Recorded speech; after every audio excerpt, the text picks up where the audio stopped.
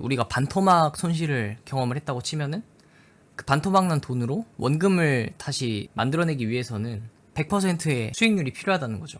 이게 내려갈 때는 마이너스 50인데 그거를 원상복귀 하려면 100%, 2배 차이가 나고 손실률이 더 올라갈수록 60%는 150%, 70%는 233%, 90%면은 900% 이렇게 기하급수적으로 올라간단 말이죠. 한번 손실을 볼 때 적게 봐야 돼요. 적게 싸고 먹을 때는 많이 먹더라도 방어력을 높이는 연습이 필요합니다. 결국엔 방어력을 높이질 않으면 그 누구도 한 번쯤은 털리고 파산을 당할 수밖에 없는 게 이 시장의 구조예요. 리스크 관리를 꼭 하셔야 된다. 그래서 최대한 안전한 타이밍에 들어가라고 말씀을 드리는 거예요.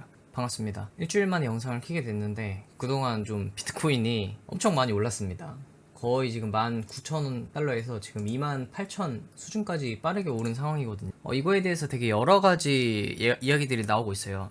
현재 미국에서 은행이 지금 상당히 불안한 상황이 나오니까 암호화폐가 이제 은행 시스템의 대안이 될 수 있다라는 기대감으로 올랐다라는 관점도 존재하는데, 저는 조금 다른 생각인 게, 최근에 은행이 상당히 불안한 모습을 보이면서 연준이 작년 2022년 1년 동안 긴축을 계속 진행을 해오다가 최근에 다시 유동성을 공급을 하기 시작했어요. 이 은행 유동성 위기, 뱅크런 때문에. 그렇게 이제 시장에 돈이 풀리게 되니까 덩달아서 이제 주식이나 특히 가상화폐는 변동성이 강하기 때문에 빠르게 상승을 하지 않았나. 결국 이 레퍼토리가 돈이 풀리는 곳에 가상화폐가 오를 수밖에 없는 구조, 정석적이라고 생각을 하거든요. 이렇게 보시는 게 전 맞다고 생각을 합니다. 그래서 비트코인이 빠르게 상승하는 기간 동안 아직스는 그렇게 특별하게 저항선을 뚫거나 하는 모습을 보여주고는 있진 않아요. 지금 0.6달러 선도 못 넘고 부러져 있는 상황인데, 너무 가격 올라가고 내려가는 거에 일일비하지 않으셨으면 좋겠다라는 말씀을 드리고 싶어요. 원래 워낙 코인 시장이라는 게 변동성이 정말 극심하기 때문에, 정말 대장이라고 평가받은 이더리움 같은 경우도 가운데 빨간 선 보시면 하루 만에 거의 저점 기준으로 마이너스 44%까지 떨어진 적이 있거든요. 2021년 5월 23일 그때 일어난 일인데, 이더리움 개발자 부텔린이 가상 자산 시장이 너무 거품이 있다 라는 발언을 하자마자 시장에 불안이 터지면서 알트코인 대장 이더리움이 거의 반토막이 나버린 거예요.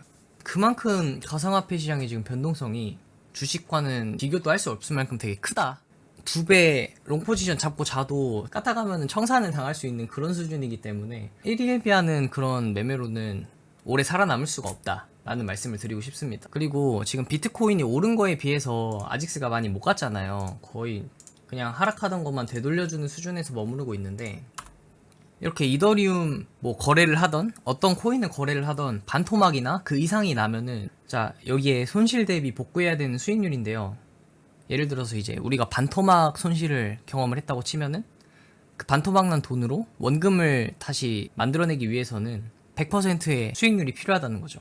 이게 내려갈 때는 마이너스 50인데 그거를 원상복귀 하려면 100%, 2배 차이가 나고 손실률이 더 올라갈수록 60%는 150%, 70%는 233%, 90%면은 900% 이렇게 기하급수적으로 올라간단 말이죠. 한번 손실을 볼 때 적게 봐야 돼요.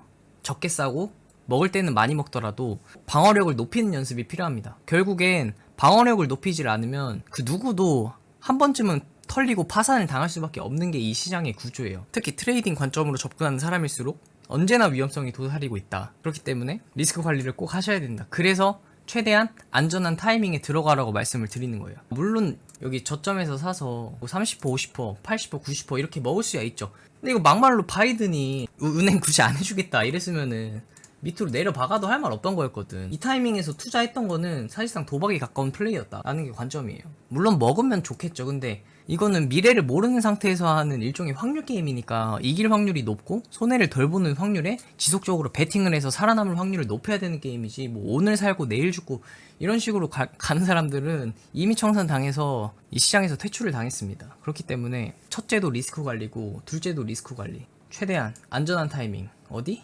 신고가를 돌파했을 때 이때가 최고의 기회이면서도 가장 상대적으로 저렴한 가격이 될 수 있다라는 거예요. 자, 그리고 비트코인 가격이 상당히 오른 거에 비해서 아직스, 알트코인들이 많이 안 오른 거에 대해서 조금 아쉬워하는 분들이 많을 텐데, 조금만 기다리면은 좋은 소식이 있지 않을까라는 말씀을 드리고 싶어요. 가족 식사를 이렇게 한다라고 가정을 해봅시다. 가족들이 다 같이 둘러 앉아가지고 가장 큰 어른부터 먼저 밥을 뜨고 그 다음에 엄마 아빠가 밥을 뜨고 이제 그 다음에 아이들이 먹는 게 이제 유교적인, 뭐 요즘에 안 그런 집도 많겠지만 유교적인 순서잖아요. 코인판에서도 비트코인이 먼저 가격 상승을 보여주고 그 다음에 비트코인이 잠깐 쉬어가는 사이에 메이저 알트코인, 이더리움이나 에이다 같은 다른 알트코인들이 올라주고 그 다음에 다른 작은 중형 소형 알트코인들이 올라주는 구조를 보여요. 보통 상승장이 이런 메커니즘으로 운영이 돼요. 왜냐면 비트코인이 가상화폐의 대장인 거는 확실한 팩트이기 때문에 걔를 중심으로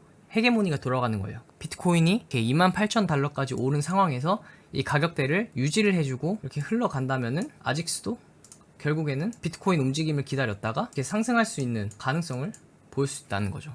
비트코인 가격이 유지된다는 가정하에 알트코인에서 크게 시세 상승을 해줄 가능성이 높다. 비트코인이 상당히 지금 많이 빠르게 오른 상태인데 그 가격대가 안정이 되고 나면은 다른 알트코인에서도 충분히 더 높은 가격 상승 흐름이 전개될 가능성이 상당히 높습니다. 항상 코인판은 그런 식으로 메커니즘이 운영되어 왔고요. 우리에게 필요한 건 기다림입니다. 최적의 타이밍에 최대한 빠르고 민첩하게 움직일 수 있는 침착함과 용기, 그 두 개로 살아남아야 돼요. 잡무빙에 휩쓸리면은 답도 없습니다.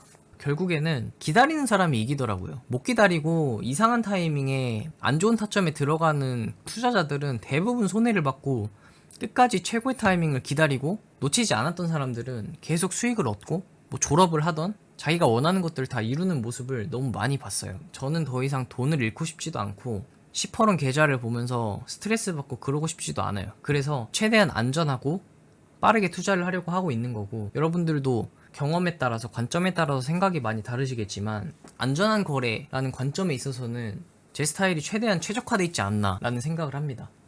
여러분 모두 리스크 관리 잘 하시고 수익 낼 수 있을 때 아지스코인으로 많이 내셨으면 좋겠습니다. 항상 최고의 타이밍은 기다리는 자에게 옵니다. 한번 버텨서 먹어봅시다. 감사합니다.